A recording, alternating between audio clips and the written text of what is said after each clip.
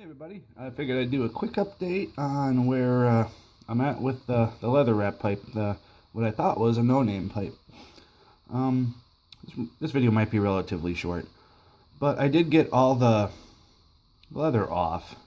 And I guess it's something I didn't know because these are kind of the first time I actually went into trying to restore a leather pipe or work on one, really.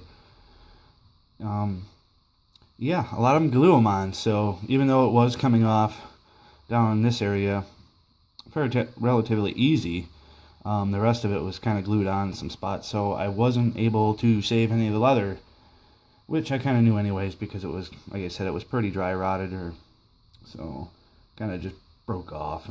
But I was hoping to get it off to make a pattern out of it. And so, hold on a second. All right, I'm back. So basically, it's kind of what I'm left with. And there is some interesting grain actually in it. And when I look at it, what I found is there's a fill here.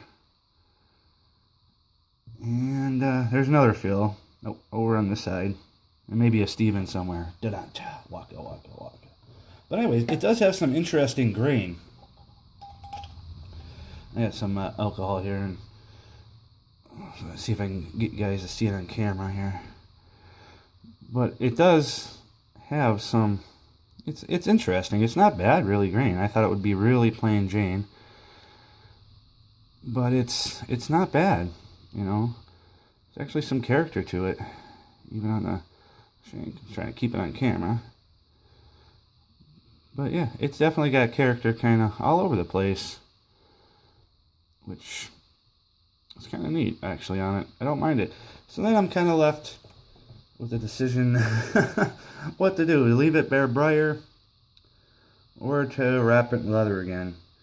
And I'm really kind of back and forth on it. I might wrap it because I really want to. I like the challenge. But it's definitely not as ugly as I thought it was going to be after I got the leather off and then got the rest of the glue off. And I don't think this will come up on camera, but on the opposite side, usually you'll have your maker mark on this side. On the opposite side, it does what I can make out. It says Empire Made. There's something on top, but I can't make it out. There's just not enough of a maker mark really to see what that says.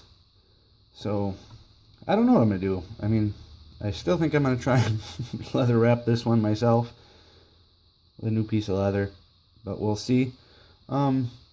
The reason I have this piece of leather here is because, if you noticed from my last video, I really tried to hydrate that the leather on there, and it's still to no avail. It did not work.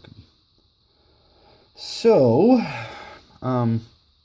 basically you're left with some briar that's got a bunch of oils into it.